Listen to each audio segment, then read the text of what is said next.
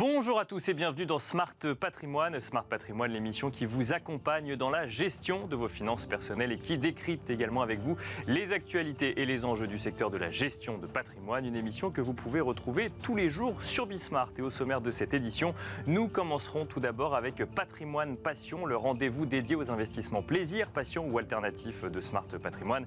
Et en l'occurrence, nous aborderons le sujet de l'investissement dans le vin. Quel est l'état des lieux du marché du vin que nous pouvons faire en ce début d'année 2023. Nous verrons cela dans un instant avec Thomas Ebrard, le CEO et fondateur de YouWine. Nous enchaînerons ensuite avec Enjeu Patrimoine, un enjeu patrimoine consacré au crowdfunding immobilier. Cette typologie d'investissement est-elle résiliente pour la fin d'année 2022 et pour l'année 2023 qui s'ouvre dans un contexte de difficultés annoncé par un certain nombre de promoteurs pour sortir les immeubles de terre, mais aussi dans un contexte de difficulté d'accès des particuliers au financement. Nous en parlerons avec Joachim Dupont, cofondateur d'Anaxago, mais aussi avec Alexandre Toussaint, président et fondateur de Baltis Capital. On se retrouve tout de suite dans Smart Patrimoine.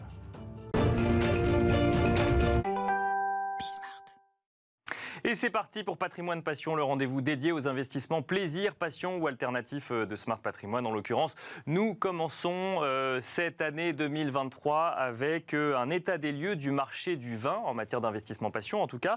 Et pour cela, nous avons le plaisir de recevoir sur le plateau de Smart Patrimoine Thomas Ebrard, CEO et fondateur de YouWine. Bonjour Thomas Ebrard. Bonjour Nicolas. Bienvenue sur le plateau de Smart Patrimoine. YouWine qui propose un certain nombre de solutions d'investissement dans le vin. On parle de pierre-papier parfois quand on investit en SCPI. On peut parler de vin papier quelque part quand on investit dans des bouteilles qu'on ne boit pas mais dont on espère qu'elles vont prendre de la valeur. Cette année 2022 s'est terminée il y a quelques jours. Thomas Ebrard, est-ce qu'on peut déjà essayer de tirer un premier bilan à chaud? Alors on n'a pas encore les chiffres évidemment, mais de la dynamique du marché du vin en France. Comment est-ce que vous l'avez vécu cette année 2022? Déjà, quand on parle de marché du vin, il y a deux types de marchés. Il y a le marché du sourcing en allocation en primeur, donc l'achat en direct au domaine, et il y a le marché de la distribution du vin sur l'ensemble de ces caisses qui sont en distribution.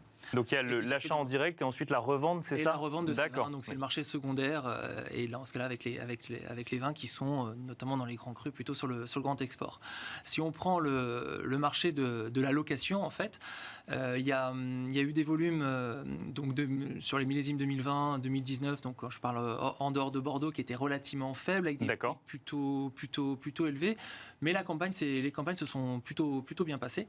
Et ensuite, il y a les primeurs à Bordeaux, donc c'était la commercialisation au mois d'avril du 2021. Oui. Là, il y avait des volumes corrects, une qualité qui était plutôt moyen plus, et des prix qui étaient aussi très hauts. Et là, les marchés ont été un peu en deçà. Donc une offre finalement moins conséquente qu'il y a quelques années, c'est ça qu'il faut comprendre sur 2019, 2020, 2021 de ces allocations qui étaient moins conséquentes que les années précédentes. D'accord. Après, sur les marchés donc, des livrables, de la distribution, il y a eu une année en deux phases. Les 6 premiers mois, vraiment extraordinaires, une belle reprise. Là, on sort du Covid, les Américains qui achètent plein pot. Là, on voit les restaurants qui se réouvrent et tout ça. Donc là, les distributeurs étaient au rendez-vous. D'accord. Oui. Et ensuite, le deuxième semestre où en fait, ça s'est plutôt bien calmé, y compris sur les grandes marques qui sont vraiment celles qui tirent les marchés de distribution et les différents échanges. Donc un certain ralentissement sur le deuxième semestre, mais avec en petite pointe positive la Chine. Oui, bien sûr. La réouverture, alors la réouverture, c'est peut-être un bien grand mot, mais en tout cas un assouplissement d'un certain nombre de mesures en Chine et ça a apporté une petite dynamique de fin d'année. Ça a été immédiat. On a un bureau à Shanghai et vraiment la reprise a été vraiment très forte dès le mois de novembre. Ouais, c'était super. Est-ce qu'il existe des dynamiques de marché différentes? Parce qu'effectivement, on parle des restaurants, on parle des Américains ou des Chinois. Est-ce qu'il y a des dynamiques de marché différentes selon qu'on parle de vin d'investissement ou de vin de consommation? Oui. On va dire oui. Effectivement, aujourd'hui, on a de plus en plus d'appétence pour acquérir ces vins dans un cadre spéculatif. D'accord. Et donc, les grandes marques font bien sûr le bonheur de ces investisseurs. C'est pas le modèle YouWine. Le modèle YouWine est complètement distributif. Il est d'investissement, mais il cherche la distribution derrière. D'accord. Et ce qui a tendance pour moi à un petit peu casser le marché. C'est-à-dire que le négociant à Bordeaux, qui est l'âme le représentant représentants des différents châteaux bordelais, ils se retrouvent avec un modèle qui tend vers le trading. D'accord. Et plus la mise en avant des vins qu'il aime, des vins coup de cœur, le vin qu'il a chiné, etc. Et ça, je trouve ça un peu dommage. Ce qu'il ne fait plus, c'est ça. Et ça, donc, c'est ce qu'il ne fait plus. Maintenant, D'accord. il fait que répondre à une demande qui lui dit, voilà, je veux les 30 marques à Bordeaux, et dont on connaît bien les grands noms. Et ça, c'est vrai que chez eWine, on se bat contre ça. Parce que vous avez du coup un positionnement un peu différent. Vous allez chercher justement le coup de cœur, la pépite, dans des vins qui sont moins connus, c'est ça ? Déjà, on a un modèle qui est complètement distributif. C'est-à-dire, nos investissements, la finalité, c'est vraiment la consommation des bouteilles. D'accord. Et on a... Donc on n'achète pas un vin, on n'investit pas dans un vin qui dort dans une cave, c'est ça que vous nous dites ? Elle va dormir dans une cave. Oui. La nôtre, pour le compte Oui. de nos clients, pendant les 5, 8, 10 premières années de vie, mais après, on va les commercialiser. D'accord, je comprends. L'idée, c'est de les commercialiser via le modèle de eWine, qui est un modèle complètement digital, e-commerce, omnicanal, et qui veut distribuer les vins qu'on aime, qu'on boit et qu'on a envie de mettre en avant auprès des consommateurs finaux du monde entier. Donc quand on a un modèle comme celui-là, j'imagine que l'idée c'est d'aller chercher des vins peut-être un petit peu moins connus, dont on estime qu'ils pourraient se développer, voire se faire connaître dans les années à venir, c'est ça ? Et pourquoi ? Parce que c'est ce qu'attend le consommateur. Si on lui parle de bouteilles à 300, 500 euros sur des prix primeurs, là c'est tous les premiers crus classés, les Cheval Blanc, les Lafite, les Moutons Rothschild, ils sont à ces tarifs-là. Donc nous on est là un petit peu perdus alors qu'on a envie de se créer cette cave. Et donc pour ça, il faut leur amener ce vivier de vin et il existe. Et donc il y a des vins entre 30 et 50 euros qui sont tout aussi intéressants, tout aussi bons et qui ont une histoire à nous raconter. Et donc nous, notre vocation, c'est vraiment de les mettre en avant parce que le consommateur final dont on fait partie, notre génération, c'est celui qui a envie de découvrir. Alors évidemment, je pose aussi la question du risque. On peut se tromper quand on fait des projections sur un vin dont on estime qu'il va exploser, parce que ça peut être le meilleur vin du monde. Si on est le seul à y croire, finalement la cote ne va pas forcément augmenter. C'est là où en fait, nous, donc, dans nos mandats de gestion, parce que c'est comme ça qu'on fonctionne, nos clients choisissent son profil de risque. Donc il peut aller un profil Legend, donc il va avoir une majorité de premiers crus classés au Grand Cru Bourguignon par exemple, ou les autres grands crus des autres grands terroirs de la planète. Donc si je fais une analogie peut-être avec la bourse, où on comprend un petit peu plus la notion de risque, ça veut dire que là, les grands crus classés seraient quoi ? Ce seraient des valeurs du CAC 40, des grandes valeurs boursières, et ensuite on peut aller, plus on descend dans les domaines, en termes de taille, plus c'est risqué ? Alors c'est pas la taille des domaines, c'est juste un manque de notoriété. On va rester quand même sur des crus classés, sur des vins de terroir, et effectivement le risque est un petit peu plus important parce que la liquidité des vins en termes de distribution, elle est moins élevée. D'accord, parce que moins recherché ou moins connu, c'est ça ? Exactement. D'accord. Et donc, par contre, le potentiel de performance, il est plus important. Vous achetez une bouteille à 20 euros, derrière, sur les marchés, au bout de 5 ans, 8 ans, c'est plus facile de le revendre une quarantaine d'euros. Vous avez fait du 100% de performance, alors qu'une bouteille que vous avez achetée 400 ou 500 euros, ça va être plutôt vers des 600 euros, 700, pas plus. Et donc là, vous avez fait d'une trentaine ou une quarantaine de pourcents. Voilà. Donc en fait, nos clients, ils choisissent leur profil de risque. Et donc ça veut dire que d'abord, par rapport à ce choix, cette stratégie qui est notamment d'aller sur ces Rising Stars, c'est vraiment de faire confiance au modèle eWine qui a vocation à mettre en lumière ces vins qui sont complètement oubliés et dont, je le répète, le marché est en attente, quoi. Alors, pour bien comprendre, il faut rappeler quand même un fonctionnement, c'est que quand on achète du vin, quand on parle de primeur, on achète des vins qui ne sont pas encore commercialisés, qui ne sont pas encore finis et dont on estime la valeur un petit peu avant même qu'elle soit commercialisée, c'est ça ? Alors les primeurs, c'est spécifique à Bordeaux. Alors c'est spécifique à Bordeaux, mais il y a le même principe d'achat, en fait, c'est un achat en allocation. C'est-à-dire qu'un domaine qui a une demande qui est supérieure à son offre, et son offre c'est quoi ? C'est les volumes qu'il met en bouteille chaque année. À partir de là, il gère une rareté. Et cette rareté, on appelle ça une allocation. Donc il alloue X caisses, volume à X distributeurs. Et donc tout l'enjeu pour nous, c'est de grandir, en fait, d'obtenir de plus en plus d'allocations. Et c'est pour ça qu'on se distingue avec un modèle économique qui est complémentaire et innovant, mais tout l'enjeu est là. Et c'est vrai que Bordeaux a structuré ce modèle-là avec un moment de l'année qui va être cette année en fin avril, où le monde entier va découvrir le nouveau millésime. En l'occurrence, on va tous déguster le millésime 2022. Et suite à ça, les experts vont sortir leurs notes, donc ils vont noter des vins qui sont encore des bébés, qui sont encore en élevage en barrique, mais on est déjà capable de voir la qualité du millésime. D'ailleurs, on le sait déjà un petit peu aujourd'hui, mais au moins ça sera vérifié à ce moment-là, et ça sera une nouvelle fois vérifié lorsque les vins seront dits livrables, c'est-à-dire qu'ils seront mis en bouteille et en caisse. Et après, alors, une question, quand on gère un marché aussi peu équilibré entre offre et demande, quand on parle des plus grands domaines, est-ce que la qualité fait réellement bouger le prix ? Le prix, il est fixé par le domaine. C'est la marque, c'est ça. C'est lui qui décide. La conjoncture a joué notamment en 2020 avec les millésimes 2019, où là on avait un rapport qui a été pris qui était juste celui qu'il faut pour nourrir toute la chaîne. Parce que derrière, les vins, il faut les porter. Ça coûte cher de stocker les vins et tout ça. Ensuite, voilà, là je pense que cette année, les châteaux vont nous, je suis assez optimiste sur le fait qu'ils vont nous faire des prix qui seront en corrélation avec la qualité du millésime. Et donc, ça va bien relancer Bordeaux. Une petite question très rapide sur cette année 2022, dont on a aussi beaucoup parlé d'un point de vue météorologique. Est-ce que ça a un impact sur la qualité des vendanges ou des vins qui seront du millésime 2022 ? Évidemment, une année absolument incroyable, dans le sens négatif, parce que moi je suis né à Arcachon, donc j'ai vécu ces incendies au plein cœur. Il y a eu quasiment 30 jours à plus de 40 degrés dans la région bordelaise, c'est juste inédit. Donc ces incendies absolument horribles, mais derrière on a vu une vigne qui a tenu alors qu'elle était en stress hydrique très fort.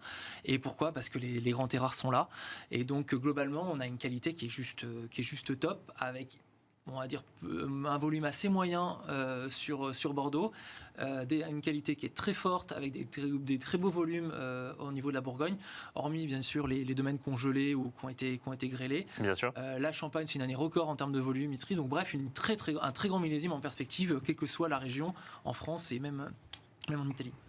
Il nous reste quelques secondes, Thomas Hébrard. Quelles sont les questions que je dois me poser en tant qu'investisseur si je suis intéressé par l'investissement dans le vin, selon vous ?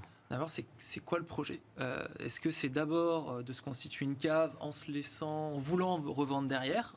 Est-ce que c'est plutôt d'investir et de se dire je veux aussi éventuellement consommer ? Est-ce ce projet il est pour soi ou pour ses enfants ? Et aussi parce que New Wine en tout cas propose ça, est-ce qu'il y a un objectif de défiscalisation derrière ? On peut défiscaliser son Madeleine. Bon là on a fait une collecte quasiment record fin décembre. Également le remploi d'apport-cession pour ceux qui ont cédé leur société. Il y a des dispositifs fiscaux qui permettent aussi de profiter d'une diversification dans le vin. La fiscalité dans l'investissement dans le vin, c'est vrai qu'on n'en a pas parlé. Vous reviendrez nous en parler, Thomas Hébrard, sur le plateau de Smart Patrimoine. Merci beaucoup en tout cas d'être venu sur le plateau. Je rappelle que vous êtes CEO et fondateur de YouWine. Et quant à nous, on se retrouve tout de suite dans Enjeu Patrimoine.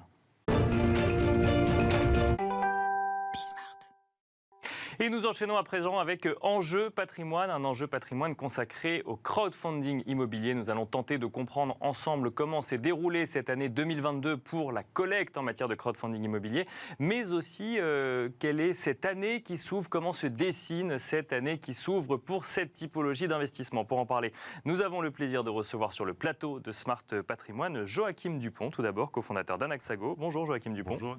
Bienvenue sur le plateau de Smart Patrimoine et nous avons également le plaisir d'être accompagné par Alexandre Toussaint, président et fondateur de Baltis. Bonjour Alexandre Toussaint. Bonjour Nicolas. Bienvenue également sur le plateau de Smart Patrimoine. Alors, en matière d'investissement de manière générale, il y a un certain nombre de questionnements, un certain nombre de craintes. On va voir si celles-ci ont un impact ou non sur le crowdfunding immobilier. On va peut-être commencer avec vous. Tout d'abord, Alexandre Toussaint, si on doit dresser un premier bilan à chaud, alors on n'a pas encore de chiffres, on n'a pas encore de chiffres précis, mais un premier bilan à chaud sur l'année qui vient de s'écouler. Est-ce qu'on peut dire que c'était une bonne année pour le crowdfunding immobilier ou est-ce que les inquiétudes en matière d'inflation ou autres se sont aussi invitées dans ce type d'investissement ? Alors effectivement, on n'a pas encore les chiffres officiels du crowdfunding immobilier sur 2022. On commence à voir les premières estimations, on va dire, sachant que sur 2021, le crowdfunding immobilier avait collecté un peu plus, tout juste 1 milliard d'euros. Il semble que cette année, on soit sur 1,3. D'accord. Il y a quand même 30% de plus, à affiner plus ou moins à la hausse en fonction des chiffres officiels. Mais en tout cas, il y a déjà un marché qui a fait plus 30% sur cette année, malgré toutes les turbulences encore sanitaires, encore macroéconomiques, géopolitiques et l'inflation qui s'est invitée ces derniers mois. Donc on va dire que c'est plutôt une bonne année, voire une très bonne année par la progression des chiffres. Bien sûr. Donc ça, c'est sur le montant des collectes. Après, on rentrera peut-être dans le détail des retards, des taux, des durées d'investissement. Mais en tout cas, à première vue, le marché a fait plus 30% sur 2022. Donc à première vue, une demande ou en tout cas une confiance toujours de la part des épargnants, des investisseurs. Toujours, parce que la motivation numéro une des investisseurs qui investissent dans le crowdfunding, c'est la durée d'investissement qui reste très courte. Donc c'est très lisible dans le temps quand on investit dans le crowdfunding. On a une durée d'investissement moyenne sur 2022 et 2021 qui approche les 20 mois. C'est moins de 2 ans. D'accord. Donc un investisseur qui est peut-être un peu inquiet du futur préfère se dire j'investis sur 12 mois, sur 18 mois, puis je récupérerai, puis peut-être que je réinvestirai plus tard. Mais en tout cas, c'est plus lisible d'investir sur 12 mois, 24 mois que sur 10 ans, 15 ans ou 20 ans. Donc ça a continué à avoir un beau succès grâce à cette durée qui est encore très courte. Joachim Dupont, même question. Est-ce que chez Anaxago, vous avez senti que 2022 allait encore, j'ai envie de dire, par rapport peut-être aux perspectives que vous pourriez avoir sur 2023 ou 2024 ? Non, mais bizarrement, 2022 a été, je dis bizarrement parce que c'était malgré tout une très bonne année. Oui, parce qu'on n'a pas manqué de mauvaises nouvelles quand même cette année. On n'a pas manqué de mauvaises nouvelles, on n'a pas manqué de besoins non plus côté opérateur en financement, malgré tout ce qu'on évoquera sur le marché immobilier. Donc chez nous, c'est une croissance de plus de 45% encore cette année sur les volumes de collecte. On a remboursé près de 80 millions d'euros sur l'année, donc de projets qui sont arrivés à échéance et qu'on a remboursés, avec une vingtaine de millions de plus-value. Et on a maintenu un taux autour de 9,5-10% de performance. Donc on touche du bois, mais l'année 2022 est une bonne année pour le marché du crowdfunding. Et l'enjeu maintenant, comme vous l'évoquiez, c'est 2023, comment on se projette maintenant vers l'avenir. Alors justement, parce que, et je continue avec vous Joachim Dupont, moi j'ai quand même une question, ce qui m'a l'air d'être une complication, voire un frein quand même au crowdfunding immobilier, c'est que quand on écoute les promoteurs immobiliers, ils nous alertent sur les difficultés de plus en plus grandes à sortir des immeubles de terre. On rappelle quand même que le crowdfunding immobilier vient financer des projets immobiliers, donc notamment de promoteurs immobiliers. Comment est-ce qu'on arrive à collecter, comment est-ce qu'on arrive à rembourser, comment est-ce qu'on offre un rendement quand les promoteurs disent nous, les immeubles, on n'arrive plus à les sortir ? En fait, ce qui est intéressant dans le crowdfunding immobilier, c'est quand on parle d'immobilier, de marché immobilier, il y a plein de marchés immobiliers. Il y a le marché de la promotion neuve de logement, c'est un des sous-marchés. Chez nous, en tout cas, depuis 2018, on sait que la promotion va avoir des difficultés à redémarrer. D'accord. On a vu, il y a le manque de permis de construire, puis l'inflation, enfin il y a beaucoup d'événements. Puis même quand on a le permis de construire, c'est pas encore fini, c'est-à-dire qu'il peut y avoir des recours ou autre. Et puis il y a le changement de logiciel aussi dans les mairies écologistes qui est arrivé, qui a bouleversé un peu le monde de la promotion immobilière. Et on voit qu'aujourd'hui l'enjeu, c'est plus la rénovation des actifs de centre-ville que le développement, j'allais dire à l'ancienne, de logements neufs sur des terrains complètement à bâtir. Donc on voit que c'est un marché et c'est une profession qui va souffrir, peut-être de plus en plus, parce que quand bien même les permis ont été un petit peu relâchés, aujourd'hui ça s'est fait sur des bilans un peu de l'ancien monde. D'accord. Effectivement, il y a des prix de 2021, les prix 2022, qui sont les prix d'avant. Et donc comment aujourd'hui on relance, malgré les permis de construire qui ont été relâchés, comment on arrive à redémarrer dans une phase, dans un cycle de développement. Donc nous, on s'intéresse aujourd'hui un peu plus à la rénovation d'actifs de centre-ville, au redéveloppement, à la réhabilitation, à la transformation, au recyclage urbain, qu'à la promotion pure. Et malgré tout, il faut un peu raison garder là-dessus, puisque on se rend compte qu'il y a très peu de stock. Donc les promoteurs ont du mal, mais finalement les prix continuent à être à la hausse, à augmenter à la hausse, et il y a très peu de stock disponible, ce qui fait que les fondamentaux du marché ne sont pas si mauvais que ça, finalement. Alors, donc, ce que vous nous dites, c'est qu'il y a quoi ? Il y a deux réalités entre promotion immobilière pure et rénovation, c'est ça ? C'est deux marchés qui fonctionnent réellement différemment ? Parce que, sans chercher que les mauvaises nouvelles, mais on a quand même un sujet d'inflation des matières premières ou de hausse des coûts. Donc là aussi, j'imagine que ça pèse sur la rénovation des biens en centre-ville dont vous nous parliez. Alors, sur les phénomènes sont les mêmes. La hausse des coûts de financement, puisqu'on est passé d'un coût de financement qui est autour de 3%, qui aujourd'hui vraiment dépasse les 6%. Donc, effectivement, il y a une charge financière qui augmente, il y a le coût des matières premières, il y a la rareté des matériaux, mais ça c'est depuis 2020, on voit ce phénomène arriver avec des difficultés sur les chantiers, on en a parlé post-Covid, et finalement ça continue. Même si le marché se détend un petit peu en ce moment. Donc c'est les mêmes enjeux, mais par contre avec des timings qui ne sont pas tout à fait les mêmes, puisqu'un projet de réhabilitation, on a tout de suite un actif. Un projet de promotion, on va acheter un terrain qu'il faudra bâtir, il faudra avoir une autorisation administrative, pré-commercialisée. Et donc c'est des projets qui sont un peu plus longs, ça peut durer 2 ans, 3 ans. D'accord. En tout cas, on va passer plus de temps en n'ayant finalement qu'un terrain vide. Alors que quand vous achetez un immeuble à rénover, vous avez peut-être un petit peu de loyer qui tombe, vous avez d'autres options pour le redévelopper. Il y a des sujets autorisation plus simples ou plus complexes quand l'immeuble est déjà sorti de terre ? Il y a des autorisations qui sont plus simples si vous allez dans le sens de l'histoire. C'est-à-dire que si vous voulez rénover sur le volet thermique et énergétique un bâtiment, c'est peut-être un peu plus facile d'avoir des autorisations que si vous voulez finalement construire un énorme bâtiment et imperméabiliser des milliers de mètres carrés dans la campagne. Alexandre Toussaint, même question. Cette inflation quand même qui inquiète un certain nombre d'épargnants depuis plusieurs mois maintenant sur tous leurs placements, il est légitime qu'elle inquiète aussi en crowdfunding immobilier. Quelle réponse on apporte aux gens qui se posent cette question ? La première, et c'est pour compléter un peu ce que vient de dire Joachim, c'est que le crowdfunding immobilier finance les promoteurs à partir du moment où le permis de construire est obtenu et purgé. Donc on vient déjà éliminer un risque administratif. Donc on n'attend pas, en tout cas nous chez Baltis on conseille, on ne propose aucun projet où le permis n'est pas obtenu et 2 purgé. Donc l'idée c'est d'essayer d'éliminer peu à peu les risques. Ensuite il y a un risque commercial. Est-ce que les appartements sont vendus? Si oui, combien? 50%, 80%, peut-être parfois même 100%. Et ensuite il y a le sujet effectivement travaux. Où est-ce que les devis sont signés? Où est-ce qu'il est en consultation? Donc on essaie au fur et à mesure d'éliminer des risques pour que le projet entre guillemets soit le moins risqué possible. Et ensuite sur l'inflation, alors effectivement les investisseurs nous questionnent souvent en disant l'inflation monte, est-ce que les taux vont monter? Oui. Est-ce que les taux vont monter ou est-ce que les devis dont vous parliez vont être revus à la hausse tous les 3 mois? En fait, nous on part du principe que c'est pas juste le promoteur qui doit payer. C'est-à-dire que si c'est pas lui seul qui doit réduire sa marge. C'est-à-dire que si les matières premières montent, si le taux de financement monte, en fait, c'est la marge de l'opérateur, promoteur, marchand de biens qui diminue. Soit lui, il fait une parallèle avec le prix des appartements, qui revend un petit peu plus cher, parce que lui, ça lui coûte un peu plus cher. Et dans ce cas-là, on équilibre, c'est-à-dire que le promoteur en prend un peu sur sa marge, mais le futur acquéreur, il paye un peu plus cher, mais on lui explique pourquoi il paye un peu plus cher. Donc soit on baisse la qualité des appartements, soit on monte un peu les prix. C'est une équation. Mais les taux, je pense, ont tendance à monter un petit peu. Déjà, on l'a observé sur 2022. En 2021, c'était 9,2 en moyenne. Cette année 2022, on est à 9,5. Et si on fait un peu des prédictions sur 2023, on a plutôt tendance à dire que ça va continuer à monter. Alors pas non plus de manière exponentielle, mais on sera plutôt près de 10 plutôt que près de 9. Donc logiquement, la prime de risque est un peu supérieure, donc le taux sera un petit peu supérieur sur les projets 2023. Alors, vous parlez de taux, moi j'ai envie de vous parler d'un autre taux, qui est le taux de crédit immobilier lorsqu'un particulier veut acheter un appartement, là où pour le coup ça peut bloquer avec le taux d'usure, et quand on échange avec des professionnels de l'immobilier, ils nous disent que le taux d'usure n'est qu'une des composantes, notamment dans l'accès au crédit. Est-ce que là aussi, quand on investit dans un programme de crowdfunding immobilier qui potentiellement pourrait donner lieu à de la revente d'habitation, est-ce que l'accès au crédit des particuliers, l'accès au financement des particuliers doit être un sujet d'inquiétude, alors même que, vous le disiez, pour que, même si on réduit les marges pour que tout le monde puisse continuer à vivre, on vend un petit peu plus cher? On va dire c'est un nouveau paramètre qui est rentré en jeu il y a quelques mois où effectivement quand on avait un dossier avec un programme immobilier qui était 100% pré-commercialisé, c'est-à-dire que toutes les promesses étaient signées. D'accord. Je disais c'est une très bonne nouvelle, parfait. Sauf que maintenant pour chacun des lots on demande une copie de la promesse pour voir s'il y a une condition suspensive de financement, est-ce qu'elle est cohérente par rapport au prix, par rapport au pourcentage qui est emprunté, pour voir si potentiellement il peut y avoir un peu de casse et du coup un peu de retard. Parce qu'il faut savoir qu'on a toujours une durée cible dans le crowdfunding de 18 mois, 24 mois ou plus, mais que l'opérateur peut aussi avoir le droit, entre guillemets, à quelques mois de retard.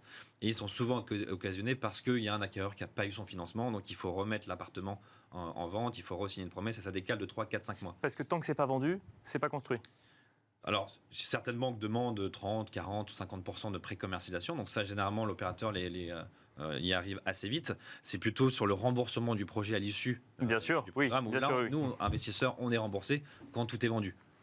Et du coup, on s'assure que tout ce qui est sous promesse, est-ce qu'il y a des conditions suspensives de financement ou pas? Parce qu'on sait qu'il y a quasiment, je crois, un dossier sur 3 qui ne va pas au bout en ce moment à cause du taux d'usure. Donc maintenant, c'est un nouveau paramètre que nous, on a rajouté pour savoir quel appartement a une condition suspensive dans sa promesse. Donc on s'assure que s'il n'y a pas de condition suspensive, ça ira au bout quoi qu'il arrive. Simplement, c'est l'acquéreur qui prend un risque supplémentaire, entre guillemets, ou en tout cas qui dispose des fonds nécessaires pour acheter le bien en question. Ouais, ou nous on estime que c'est une prime de risque supérieure, parce que sur les 100 biens à vendre, il y en a peut-être 80% qui ont une condition suspensive de financement. Donc on estime que c'est un peu risqué, donc on va mettre un point de plus sur le rendement potentiellement. On a des dossiers aussi qui sont dans de l'immobilier tertiaire, où c'est du bureau, de la logistique, où il y a un acquéreur qui achète l'ensemble, sans condition de financement. On estime que du coup, c'est moins risqué. Bien sûr. Donc voilà, c'est une équation entre...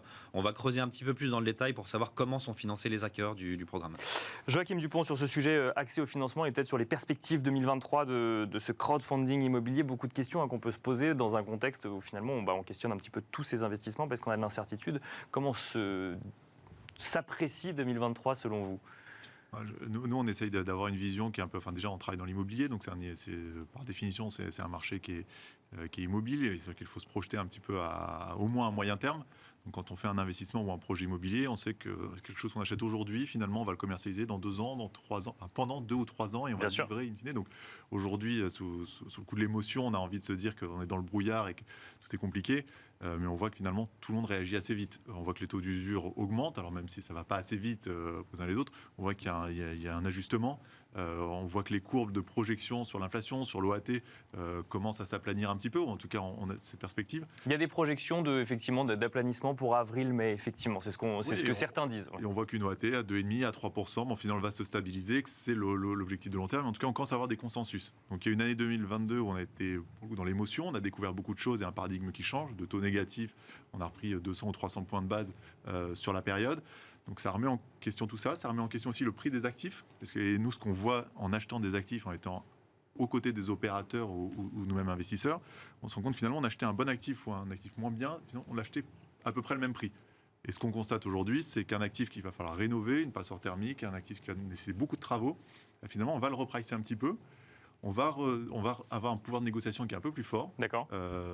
Et finalement, les bons actifs, qui restent des bons actifs, aujourd'hui en plein centre-ville, ne bougent pas vraiment.